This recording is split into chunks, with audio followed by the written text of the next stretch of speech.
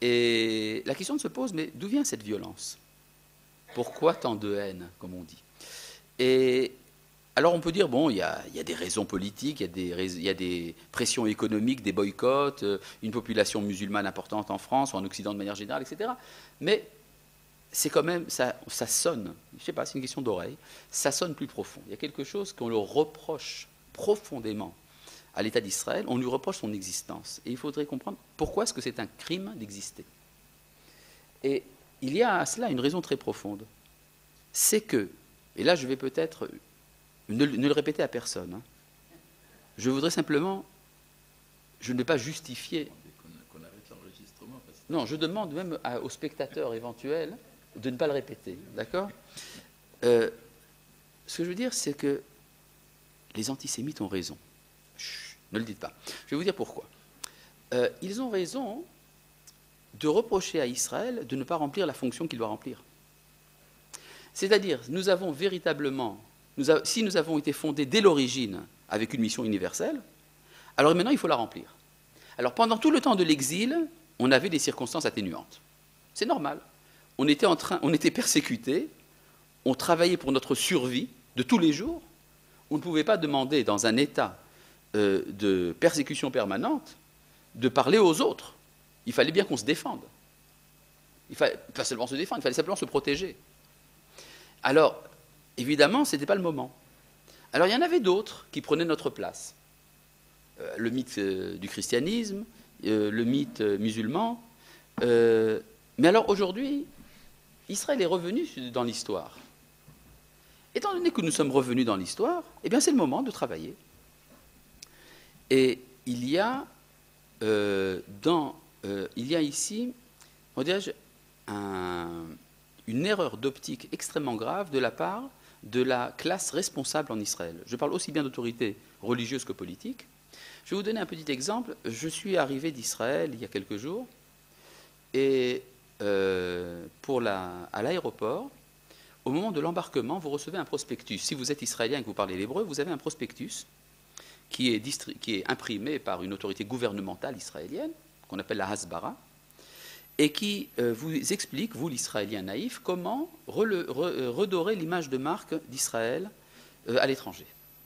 Qu'est-ce que vous allez faire pour expliquer aux gentils goïms que vous n'êtes pas méchants? Hein? Faut le faire. Et alors, le ministère de l'Extérieur explique, bon, d'abord qu'il faut parler calmement, pas s'énerver, etc., être souriant. Et puis, il vous explique qu'il faut bien qu'on comprenne la raison pour laquelle on ne nous aime pas, c'est parce que le monde pense que nous sommes un État primitif. Il faut bien leur expliquer que le chameau n'est pas un moyen de locomotion habituel en Israël. C'est pas drôle, c'est écrit, hein. C'est imprimé. Il faut leur expliquer qu'Israël a une technologie de pointe, que nous sommes un des plus occidentaux des pays du Proche-Orient, que nous sommes très gentils, nous sommes vraiment très démocratiques, que nous sommes gentils avec la minorité arabe. Il faut leur expliquer que nous venons en aide aux désastrés d'Haïti, par exemple. Et il faut leur dire également que nous avons une très grande ville superbe. C'est Tel Aviv. Et en plus de ça, alors dans le prospectus officiel, hein, c'est distribué à n'importe quel Israélien qui s'en va à l'étranger, alors on vous dit, il faut également dire que nous sommes un des plus grands centres touristiques du monde, puisque nous avons Jérusalem, qui est le lieu saint des 3 grands cultes monothéistes. Hein? C'est merveilleux, on a un centre touristique. Et en plus de ça, on a une histoire extraordinaire. Alors là, l'Israélien qui ne connaît rien va recevoir une liste de dates historiques avec des événements pour expliquer qu'est-ce que c'est l'État d'Israël. Première date, déclaration Balfour. Première date. D'accord? C'est même pas le Congrès sioniste mondial. Parce que le Congrès sioniste, c'est une revendication d'Israël. On demande d'abord l'aval des nations, la première fois qu'on a eu un aval des nations, c'est-à-dire la déclaration Balfour, et puis après, après, il y a eu l'État d'Israël, tout ça, il y a eu la guerre des 6 jours, il y a eu l'assassinat de Yitzhak Rabin, il y a eu l'aide d'Israël à Haïti, etc. Il y a toute une liste comme ça. Voilà. Alors, c'est pour tout vous dire à quel point on est à côté de nos pompes, comme on dit en beau français. C'est-à-dire, ou bien qu'on dit on a manqué la flèche, c'est ça. C'est-à-dire comment on est loin de comprendre qu'est-ce que c'est que ce que représente Israël dans l'histoire de l'humanité, quelle est la fonction que nous représentons. Mais ce n'est pas la première fois que ça se passe. Déjà, le roi David nous a dit que les goyim comprennent mieux que nous qu'est-ce que nous sommes. Vous connaissez ce psaume des Tehillim, Beshuv Hashem et Shivat Sion, Ainu Kecholmim. Lorsque Dieu ramène les captifs de Sion, nous sommes comme des rêveurs. Donc nous ne comprenons pas ce qui se passe. Et puis vient un moment, on dit Az Yomru Bagoyim. Et vient le moment où dans les goyim on dit Igdil Hashem la Sotimaele, Dieu fait de grandes choses avec cela. Alors comme nous sommes à l'écoute des goyim tous les matins, on dit qu'est-ce qu'ils ont dit? Ils ont dit que Dieu a fait de grandes choses avec nous. Ah bon? Alors Igdil Hashem la Sotimanu. Donc c'est vrai, Dieu a fait de grandes choses avec nous. Aïnus Mechim, nous sommes prêts à en être heureux. D'accord? C'est-à-dire que ça commence par les goyim, ça continue par les juifs, à la fin même les religieux sont convaincus et à la fois même les rabbins. Mais en tout cas, il y a ici tout un problème de travail sur cette identité universelle. Et ne vous imaginez pas que nous anticipons, nous sommes un peu en retard.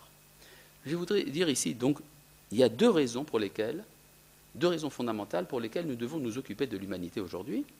C'est tout d'abord parce que c'est le moment du retour. Et la raison pour laquelle, et là je voudrais avancer un peu dans cette idée de première raison, la raison pour laquelle toutes les tentatives jusqu'à présent ont échoué, c'est parce qu'elles n'étaient pas au bon moment et au bon endroit. Ce sont des tentatives exiliques. La plus grande des derniers temps, c'est celle du rabbi de Lubavitch, qui a donné comme directive aux chassidim de Chabad d'enseigner les commandements noachides aux nations. Et d'ailleurs, vous voyez, c'est très bien publié. Vous avez même dans la ville de Shrem, Naplouse, en Samarie, vous avez en plein foyer de terrorisme international, vous avez des affiches partout avec la photo du rabbi de Lubavitch et les 7 commandements noachides en arabe. Hein, et personne n'y touche. Vous savez pourquoi on n'y touche pas? Parce qu'il y a une sorte de révérence, de révérence un peu superstitieuse par rapport à l'image du rabbi, même de la part des musulmans. Mais ça ne va pas très loin. Et la raison pour laquelle ça ne va pas très loin, c'est que ça ne vient pas au nom de l'État d'Israël. Ça vient au nom d'une initiative privée, d'une religion qui essaye de se vendre. Et ça ne peut pas marcher. Et donc, mais alors qu'aujourd'hui nous sommes dans le temps du retour, c'est le moment où ça doit marcher. Alors, si on prenait ça vraiment au sérieux, le projet d'Israël concerne non pas des individus, mais des nations. Et ça voudrait dire que, si j'ai raison, ça voudrait dire que le président d'Israël, Shimon Peres, et le Premier ministre, Benjamin Netanyahou, devraient s'adresser au président français, Nicolas Sarkozy, et lui dire, voilà, nous avons un projet pour sanctifier la France, voilà, viens apprendre chez nous. Alors évidemment, vous voyez que c'est un peu loin, c'est un peu loufoque, c'est un peu, disons, surréaliste, mais étant donné que ce n'est pas réalisé au niveau du klal, ça peut être au niveau de la collectivité, ça peut être réalisé au niveau des individus. Aujourd'hui, il y a un éveil en Israël, aussi bien de la part des nations que de la part des Juifs, pour commencer cet enseignement. Il y a des échos très intéressants de ce qui se passe. Il y a une autre raison, peut-être plus terre à terre, c'est qu'aujourd'hui nous sommes dans un conflit à l'échelle mondiale, larvé, qui oppose des grandes puissances. Nous sommes aujourd'hui dans un état où il y a un affrontement possible, qui a commencé d'une certaine manière, entre des grands blocs, entre autres l'Occident et le monde arabo-islamique, sur l'hégémonie spirituelle dans le monde. Il y a encore d'autres foyers, vous le savez par les informations, mais il y a cet éveil de violence, de cet affrontement, et comme par hasard, nous autres, les Juifs, nous sommes au milieu. Nous sommes, nous risquons d'être pulvérisés entre deux blocs. Et donc, il faut lutter, alors la lutte n'est pas seulement politique ou économique, la lutte implique également une alternative spirituelle. Et cette alternative spirituelle, eh bien, nous pouvons la proposer. Alors là, je voudrais vous donner quand même un petit groupe d'informations intéressantes. Il y a aujourd'hui plusieurs cercles en Israël de rabbins qui commencent à enseigner aux nations le noachisme. Ça existe. D'autre part, dans le monde entier, il y a dans de nombreux endroits des groupes petits, mais multiples, d'individus parmi les goïms qui quittent leur culte antique, par exemple l'Église ou l'islam, et qui sont intéressés, qui, au lieu de tomber simplement dans la laïcité, sont intéressés par le message d'Israël et qui s'adressent à nous. Pour vous donner un exemple parmi des centaines, je suis en contact actuellement avec un Indonésien qui est très embêté parce qu'en Indonésie, on est obligé, d'après la loi, de se définir comme appartenant à une religion. Et comme il est musulman, officiellement, mais qu'en fait, il se considère comme noakide, il m'a demandé, est-ce que j'ai le droit de me déclarer musulman ou est-ce que c'est interdit, du point de vue de la halakha, par exemple, n'est-ce pas?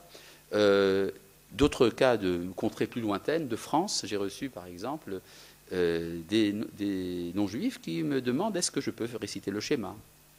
Est-ce que je peux aller au mikvé? Des choses de ce genre. Hein. C'est pas du tout de la théorie, ce sont des phénomènes que l'on retrouve un peu partout.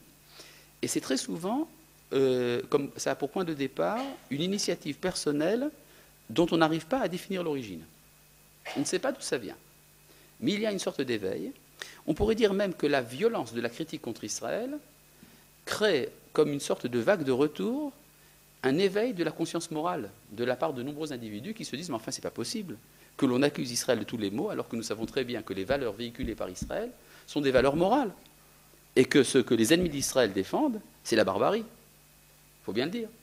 Et donc, ça crée des réactions de heurts morales, qui fait que, souvent, vous avez des individus parmi les goïms qui se disent « c'est donc qu'Israël a quelque chose à nous dire, et donc nous voulons écouter ce que les Juifs ont à nous dire ». Les choses d'ailleurs sont actuellement en négociation. Pour donner une forme plus organisée à ce genre de phénomène, il y a actuellement une négociation qui est en train de s'établir avec le grand rabbinat d'Israël pour donner un statut officiel du point de vue du judaïsme à cet éveil. C'est de même que par exemple quand quelqu'un veut passer dans le judaïsme, alors il y a un processus de conversion, et puis après vous recevez votre certificat, ça y est, vous êtes devenu juif. Il y aurait également une autre forme de judaïsme atténué, judaïsme pour les nations, qui, sans entrer dans la communauté d'Israël, permet d'accéder au statut qu'on appelle Ben Noach, ou Ger Toshav dans la tradition de la halakha, et qui doit être décerné également par un tribunal rabbinique, ça pourrait se faire. Certains d'ailleurs l'ont déjà fait, nous avons plusieurs cas de goïm qui sont venus nous voir et qui ont demandé de recevoir un certificat officiel comme quoi ils sont des béné noirs. Ça règle souvent d'ailleurs des problèmes familiaux assez importants parce que par exemple vous avez le conjoint qui veut se convertir au judaïsme et l'autre conjoint qui ne veut pas. Souvent la personne qui s'oppose à cette démarche, c'est le conjoint juif justement qui dit mais enfin tu es fou de rentrer dans le judaïsme. Il y a un peu de tout. Et en tout cas, pour tout vous dire, ça existe. Hein.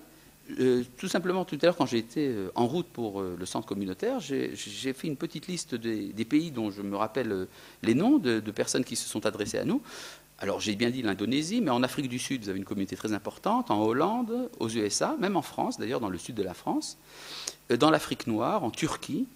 Je ne veux pas divulguer son nom, mais il y a un personnage très important sur le plan politique en Turquie qui, en secret, a adopté le noarisme et qui a invité 3 rabbins à venir en Turquie pour lui donner officiellement ce statut, en Allemagne, en Russie, en Pologne, en Angleterre, au Canada, et même en Israël, vous avez une communauté importante de béné noirs, aussi bien d'ailleurs par de non-juifs qui sont venus d'Europe que d'Arabes locaux, qui en secret adoptent le noakisme et qui évidemment vivent dans la terreur d'être découverts. Mais si vous cherchez bien, dans leurs maisons, dans les petits villages de Judée et de Samarie, ben vous trouvez des téhilim ou des téphilines qui sont cachés sous les tables, dans les tiroirs secrets, etc. D'accord ? Donc ce que je vous raconte, ce n'est pas du fantasme, ce sont des réalités tangibles. Il y a aujourd'hui le sentiment qu'Israël a quelque chose à dire. Alors évidemment, ça demande encore tout un travail. Personnellement, j'ai été un des fondateurs d'une association qui s'occupe de ces choses-là, mais enfin, ça, c'est pas pour vous parler de ça que je suis venu. Maintenant, je voudrais entrer dans un détail important.